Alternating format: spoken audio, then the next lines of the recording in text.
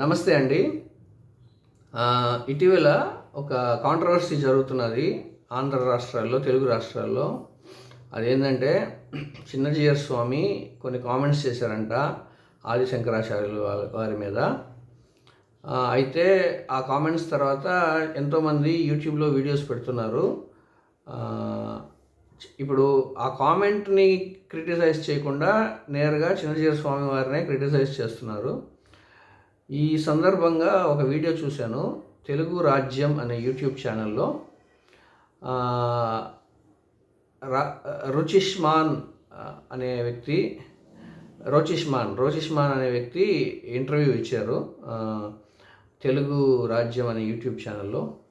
అయితే ఆయన చాలా విషయాలు ఎత్తారు. దాంట్లో అంత వాస్తవాలు లేవండి. కాబట్టి దానికి కొద్దిగా ఎక్స్ప్లెనేషన్ నేను ఇవ్వాలనుకుంటున్నాను. ఫస్ట్ థింగ్ ఏంటంటే చిన్నజీయర్ స్వామి అసలుకి బ్రాహ్మడేనా అని ఆ ఇంటర్వ్యూ చేసి ఆయన అడిగాడు. శ్రీకాంత్ ఆయన పేరు. బ్రాహ్మడేనా అని అడిగారు. తర్వాత చిన్నజీయర్ స్వామి పెట్టిన పీఠానికి వ్యాలిడిటీ లేదు అన్నట్టు మాట్లాడారు. కాబట్టి ఈ రెండు విషయాల మీద నేను కొద్దిగా ఎక్స్ప్లెనేషన్ ఇవ్వాలని అనుకుంటున్నాను. నెంబర్ 1, చిన్నజీయర్ స్వామి బ్రాహ్మణుడేనా అనేది ప్రశ్న. ఇప్పుడు శాస్త్రం స్ట్రిక్ట్గా చూస్తే ఎవరైనా బ్రాహ్మణులు కావచ్చండి. దానికి పాటించాల్సిన కొన్ని పద్ధతులు పాటించి ప్లస్ గురువుగారి దగ్గర నుంచి దీక్ష తీసుకుంటే వాళ్ళు బ్రాహ్మణులు అవుతారు. పుట్టుకతో బ్రాహ్మణుడు అనేది అది రూల్ కాదండి, ఇట్స్ అన్ ఎక్సెప్షన్. పుట్టుకతో మేము బ్రాహ్మణులు అని చెప్పడం అనేది రూల్ కాదు. శాస్త్రంలో ఎక్కడా చెప్పబడలేదు. భగవద్గీతలో కూడా చాతుర్వర్ణ్యం మయా సృష్టం గుణ కర్మ విభాగశ అని చెప్పారే కానీ పుట్టుకతో వర్ణాలు నిర్ణయించలేదు. కాబట్టి ఒక వ్యక్తి బ్రాహ్మణుడు ఎలా అవుతాడు అంటే దానికి తగ్గట్టు పద్ధతులు పాటించిన తర్వాత కొంతకాలం పాటించిన తర్వాత గురువుగారి దగ్గరికి వెళ్ళి దీక్ష తీసుకుంటే ఆయన బ్రాహ్మణుడు అవుతాడు. నెంబర్ 1. కాబట్టి ఎవరైనా బ్రాహ్మణుడు కావచ్చు. కాబట్టి చిన్నజీయర్ బ్రాహ్మణుడేనా అని ప్రశ్నించడం అది ఒక మూర్ఖత్వం. ఒక శ్లోకం కూడా ఉంది దీనికి.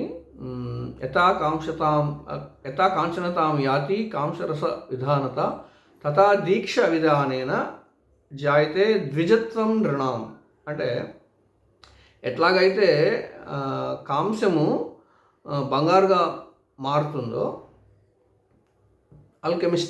అల్కెమిస్ట్రీ అంటారు కదా, అలా ఆ ప్రాసెస్ వల్ల బెల్ మెటల్ గోల్డ్గా మారుతుంది. అలాగే దీక్ష ప్రాసెస్లో ఒక వ్యక్తి ద్విజుడవుతాడు అని ఈ శ్లోకం చెప్తుంది. కాబట్టి ఎవరైనా బ్రాహ్మణులు కావచ్చు. అదేవిధంగా చిన్నజీయర్ స్వామి వారు కూడా బ్రాహ్మలే. ఇది ఫస్ట్ థింగ్. అయితే ఇప్పుడు ఈ ప్రాసెస్ని కొన్ని వేల సంవత్సరాల నుంచి గొప్ప గొప్ప ఆచార్యులు వారందరూ ఇవ్వటం పాటించటం జరుగుతూనే ఉంది. ఇప్పుడు మీరు రామానుజాచార్యులు వారిని చూశారంటే ఎంతోమంది నాన్ బ్రాహ్మిన్స్కి కూడా దీక్షలు ఇచ్చారు. అయితే గురువు గారి దగ్గర నుంచి దీక్ష తీసుకున్న తర్వాత they are as good as Brahmins. అది మనం గుర్తుపెట్టుకోవాలి. ఎందుకంటే శాస్త్రంలో ఒక క్లాసిఫికేషన్ ఉంది. బ్రాహ్మణ, క్షత్రియ, వైశ్య, శూద్ర అని ఉన్నారు కదా. ఇది ఓన్లీ ఫర్ సోషల్ అండర్స్టాండింగ్ మాత్రమే. భగవంతుడిని చేరుకునేదానికి ఈ బ్రాహ్మణ, క్షత్రియ, వైశ్య, శూద్ర పొజిషన్స్ అంతా ఉపయోగపడవు. ఇప్పుడు శూద్రుడి కన్నా బ్రాహ్మణుడు గొప్పవాడు అనే ఒక అండర్స్టాండింగ్. అయితే బ్రాహ్మణుడి కన్నా ఒక ఉన్నతమైన పొజిషన్ ఉంది. ఆ పొజిషనే వైష్ణవ. ఆ వైష్ణవ పొజిషన్ ఎవరైనా కావచ్చు. ఒక శూద్రుడు వైష్ణవ కావచ్చు, ఒక వైశ్యుడు వైష్ణవ కావచ్చు, ఒక క్షత్రియుడు వైష్ణవ కావచ్చు, ఒక బ్రాహ్మణుడు వైష్ణవ కావచ్చు. అంటే బ్రాహ్మణుడికి వైష్ణవుడికి చాలా తేడా ఉంది. దీనికి సంబంధించి ఒక గొప్ప ఆచార్యుడు వెస్ట్ బెంగాల్లో ఒక పెద్ద పుస్తకమే వేశారు. అది యాక్చువల్గా డిబేట్లో పాల్గొన్నారు. ఆ డిబేట్ పాల్గొన్న తర్వాత ఆ డిబేట్ని పుస్తకంగా ప్రచురించారు కూడా. How a Vaishnava is far far superior than a Brahmana. For example, బ్రాహ్మణుడు ఎప్పుడు నిజం చెప్పాలి, కానీ వైష్ణవుడు కృష్ణుడు కోసం అబద్ధమైనా చెప్తాడు. వైష్ణవుడు కూడా మామూలు సందర్భాల్లో నిజమే చెప్పాలి, కానీ కృష్ణుడి కోసం అబద్ధమైనా చెప్తాడు. ఎందుకని? అక్కడ ఒక మిషన్ ఉంది, కృష్ణుడిని తృప్తిపరచాలి అనే మిషన్ ఉంది. అది బ్రాహ్మణ స్థాయికి అది అందదు, ఆ లెవెల్ అందదు ఆ బ్రాహ్మణ స్థాయికి. సో వైష్ణవ అనే పొజిషన్, వైష్ణవుడు బ్రాహ్మణుడి కన్నా చాలా చాలా రెట్లు గొప్ప పొజిషన్. కాబట్టి చిన్నజీర స్వామి ఒక వైష్ణవుడు కాబట్టి he's already superior than a బ్రాహ్మణ పొజిషన్. అది నిజాయితీ ఉన్న వాళ్ళకి అర్థమవుతుంది, అంతేగాని ఏదో రోషాలు ఉన్న వాళ్ళకి ఇలాంటివన్నీ అర్థం కావు. నెంబర్ 1. నెంబర్ 2, చిన్నజీర స్వామి వారు పెట్టిన పీఠం అది వ్యాలిడా కాదా అని మీరు అడుగుతున్నారు ఈ రోచిష్మాన్ వాళ్ళు. అయితే నేను అడుగుతాను, ఆదిశంకరాచార్యులు వాళ్ళు పెట్టిన పీఠం కూడా వ్యాలిడా? ఆ పీఠాన్ని ఎవరు వ్యాలిడేట్ చేశారు? ఆ పీఠాన్ని ఎవరు ఆథరైజ్ చేశారు? కాబట్టి ఇలా అడుగుతూ పోవచ్చు. పాయింట్ ఏంటంటే, ఒక పీఠం గొప్ప పీఠం అని ఎప్పుడు పేరు వస్తుంది అంటే వాళ్ళు చేసిన పనుల వల్లే పేరు వస్తుంది. ఆదిశంకరాచార్యులు గొప్ప ఆచార్యులు, జగద్గురు అని మీరు ఎలా అంటున్నారు? ఆయన చేసిన పనుల వల్లే, ఆయన పీఠం పెట్టిన వల్ల కాదు. ఆయన 32 వయసుకే దేశమంతా 3 సార్లు తిరిగాడు. ఎంతోమందిని వాదించి వాళ్ళని ఓడించి గెలిచారు. తర్వాత అద్వైత సిద్ధాంతాన్ని స్థాపించారు. ఎన్నో స్తోత్రాలు రాశారు. కనకదార స్తోత్రం చాలా ఫేమస్. చాలా మిరకల్స్ చేశారు. ఇలాంటి యాక్షన్స్, ఇలాంటి యాక్టివిటీస్ వల్ల ఆయన గొప్పవారు అయ్యారే కానీ పీఠం పెట్టారు అంటే, ఇప్పుడు శ్రీ వైష్ణవ సాంప్రదాయంలో రామానుజాచార్యులు 74 పీఠాలు పెట్టారు. మీకు తెలుసో తెలీదు? ఆ 74 అందరూ సన్యాసులు కారండి, చాలామంది దాంట్లో గృహస్థులు. వాళ్ళందరూ వాళ్ళ పీఠాలని వాళ్ళ ఇళ్లలోనే నడుపుతున్నారు. తమిళనాడుకు రండి, మీకు తెలుస్తుంది. చాలామందికి పీఠాధిపతులు గృహస్థులు, భార్య ఉంటారు, పిల్లలు ఉంటారు, కానీ వాళ్ళు గురువుగారులు, వాళ్ళు ఆచార్యులు. వాళ్ళ దగ్గర పోయి చాలామంది దీక్షలు కూడా తీసుకోమన్నారు. కాబట్టి పీఠానికి ఆథరైజేషన్ ఉందా ఇవన్నీ అడగటం is a foolish proposition. Okay, కాబట్టి చిన్నజీర స్వామి పీఠానికి వ్యాలిడిటీ ఉందా అంటే ఎస్. ఎందుకని? వాళ్ళు చేసిన యాక్టివిటీస్. చిన్నజీర స్వామి కూడా దేశం అంతా తిరిగాడు. చిన్నజీర స్వామి పంజాబ్లో నక్సలిజం ఉంటే అక్కడ పోయి పాదయాత్ర చేశారు. చిన్నజీర స్వామి ట్రైబల్స్కి స్కూల్స్ పెట్టారు, బ్లైండ్ పీపుల్కి స్కూల్స్ పెట్టారు, మెడికల్ కాలేజెస్ పెట్టారు, ఎన్నో గుళ్ళు పునరుద్ధరణకి డబ్బులు ఇచ్చారు. ఇప్పటికీ జిఆర్ ఎడ్యుకేషన్ ట్రస్ట్ అని పెట్టున్నారు. ఎన్నో చేస్తున్నారు. కాబట్టి వారికి ఖచ్చితంగా హీఈస్ ఎన్ ఆథరైజ్డ్ పీఠాధిపతి. అలా ఆథరైజ్డ్ పీఠాధిపతి కాబట్టే తన చేతుల గుండా ఎంతోమందికి సన్యాసత్వం కూడా ఇచ్చారు. అహోబిళ జీర స్వామి, ఇంకో స్వామి. ఇప్పటికి 3-4 ఉన్నారు ఆ పరంపరని ముందుకు తీసుకెళ్ళేదానికి. కాబట్టి ఇలా ఆయన బ్రాహ్మడా కాదా, ఆయన నిజంగా పీఠాధిపతి కాదా. ఇంకో 3వ విషయం ఏంటంటే, ఈ రోచిష్మాన్ వారు ఎత్తిన విషయం ఏంటంటే, రామానుజాచార్య వారి గురువు గారు బ్రాహ్మణులు గారు వాళ్ళు కళ్ళు తీసేవాళ్ళు, ఇలా అని మాట్లాడారు. కానీ అది ఎప్పుడైతే వైష్ణవుడు బ్రాహ్మణుడు కన్నా డిఫరెంట్ అని తెలుసుకుంటేనే ఇవన్నీ అర్థమవుతాయి. ఇప్పుడు రామానుజాచార్య వారి గురువు ఆలవందర్ అని ఉన్నారు, అది పెరినంబి వాళ్ళ గురువు గారు ఆలవందర్. ఆ ఆలవందర్కి ఒక శిష్యుడు ఉన్నాడు, ఆయన శూద్రుడు కానీ శిష్యుడే, పరమ వైష్ణవుడు. ఆ శిష్యుడికి ఈ పెరినంబి అంత్యక్రియలు చేశారు. ఇలా వైష్ణవంలోనే ఉంటాయి ఇలాంటివి. కాబట్టి నిజంగా చెప్పాలి అంటే వైష్ణవమే నిజమైన సాంప్రదాయం. అయితే అది ఎట్లా చెప్తారండి మీరు, వైష్ణవం మాత్రమే సాంప్రదాయం అని మీరు అడగచ్చు. ఇప్పుడు నేను అడిగేది ఏంటంటే, శంకరాచార్యులు ఉన్నారు, ఆది శంకరాచార్యులు ఒక పరంపరకు చెందిన ఆయన. ఆ పరంపర ఎక్కడి నుంచి మొదలైంది మీరు అడగాలి.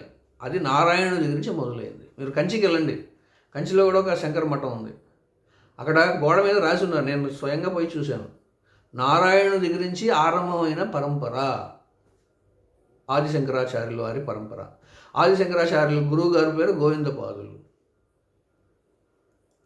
కాబట్టి అది అద్వైత సాంప్రదాయం కానీ, అది ద్వైత సాంప్రదాయం కానీ, అది విశిష్ట అద్వైత సాంప్రదాయం కానీ అన్నీ నారాయణుడి దగ్గర నుంచే మొదలైనవి. కాబట్టి నారాయణుడు అసలైన భగవంతుడు. అయితే శివుడు ఎక్కడండి అంటే దానికి చాలా తాత్పర్యాలు ఉన్నాయి. శివుడు ఇప్పుడు ప్రెసిడెంట్ ఉన్నాడు, వైస్ ప్రెసిడెంట్ ఉన్నాడు ఇండియాలో. అలా నారాయణుడు ప్రెసిడెంట్ లాగైతే శివుడు వైస్ ప్రెసిడెంట్. సామాన్య మానవుడికి వైస్ ప్రెసిడెంట్ ఎంత పవర్ఫుల్లో ప్రెసిడెంట్ కూడా అంత పవర్గానే కనబడుతుంది. కానీ ఫైనల్ డీటెయిల్స్ చూసినప్పుడు వైస్ ప్రెసిడెంట్కి ప్రెసిడెంట్కి చాలా తేడా ఉంటుంది. అలాగే శివుడికి విష్ణుకి చాలా తేడా ఉంటుంది. మీరు భాగవతం కానీ చూస్తే ఒక శ్లోకం ఉందండి, సత్వం రజస్తమైతి ప్రకృతైర్గుణాస్తైర్ యుక్త పరపురుష యుక్త పరపురుష ఏక ఇహాస దత్తే స్థిత్యాదయే హరి విరించి హరేతి సంజ్ఞ. ఆ పరపురుషుల్లోంచి ముగ్గురు వచ్చారు. ఎవరా ముగ్గురు? విష్ణు, శివుడు, బ్రహ్మ. స్థిత్యాదయే హరి హరేతి, స్థిత్యాదయే హరి విరించి హరేతి సంజ్ఞ. విరించి అంటే బ్రహ్మ. స్థిత్యాదయే హరి విరించి హరేతి సంజ్ఞ శ్రేయాంసి తత్ర ఖలు సత్వతనోర్ణాంశు. ఇది భాగవతం. ఎవరు రాశారు? వ్యాసుల వారు రాశారు. అందరూ వ్యాసుల వారిని ఫాలో అవుతున్నారే కదా. ఆది శంకరాచార్యులు వ్యాసుల వారు రాసిన ఉపనిషత్తులకి భాష్యం రాశారు. వ్యాసుల వారు ఇచ్చిన భగవద్గీతకి భాష్యం రాశారు. వ్యాసుల వారు ఇచ్చిన వేదాంత సూత్రానికి భాష్యం రాశారు. అప్పుడు వ్యాసుల వారి మాట మనం పరిగణనలోకి తీసుకోవాలి కదా. వ్యాసుల వారు చెప్పిన మాట మనం యాక్సెప్ట్ చేయకపోతే ఎట్లా? మీరంతా ఇండిపెండెంటా?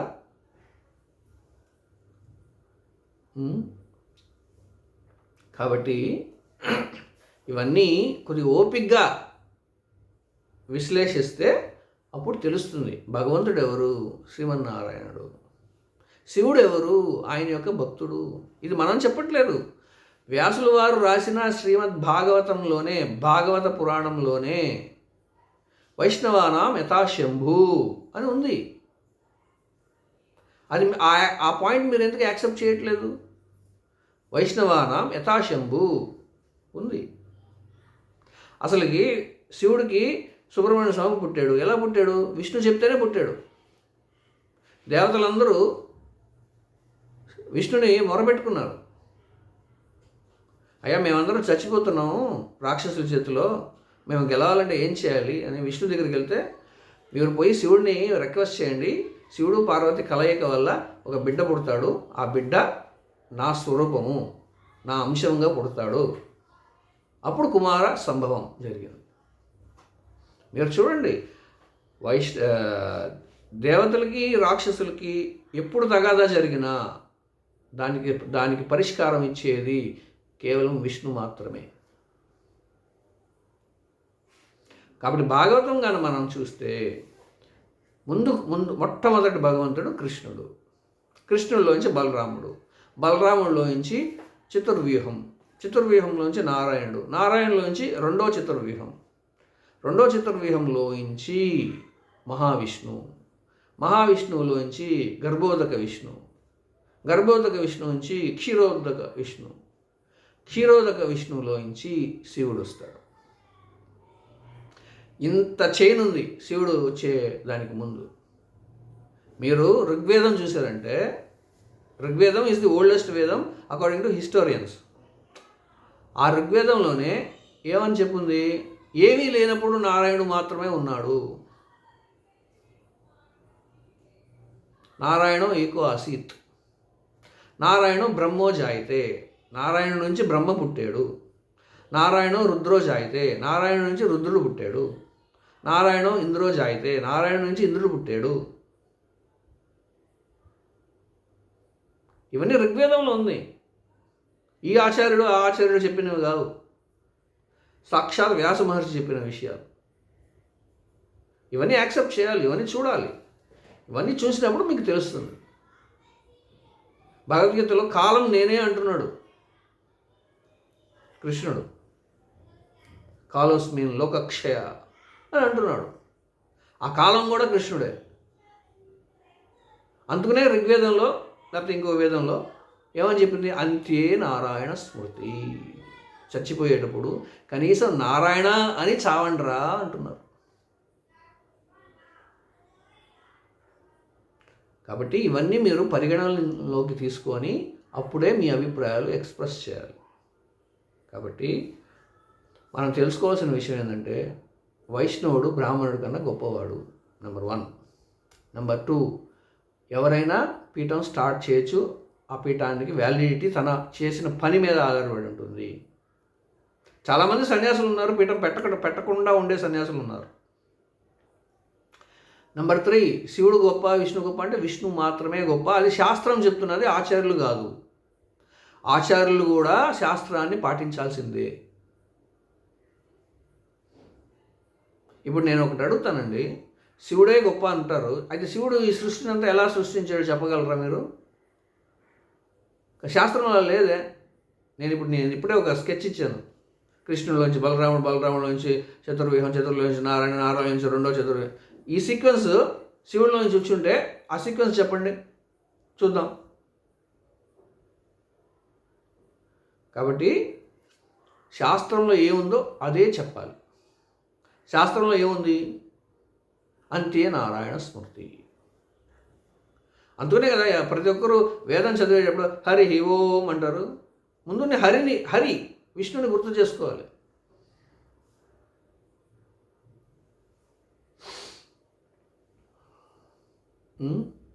ఓంకారం కూడా కృష్ణుడే.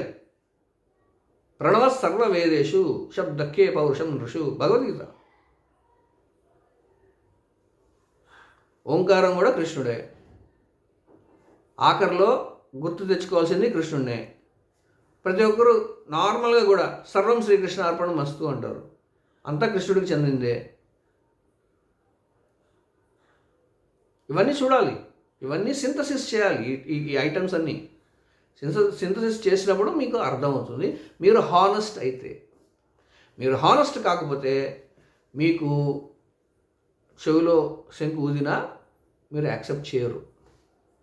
నిద్రపోయేవాడిని లేపచ్చు, నిద్రపోతున్నట్టు నటించేవాడిని లేపలేము. జై శ్రీమన్నారాయణ.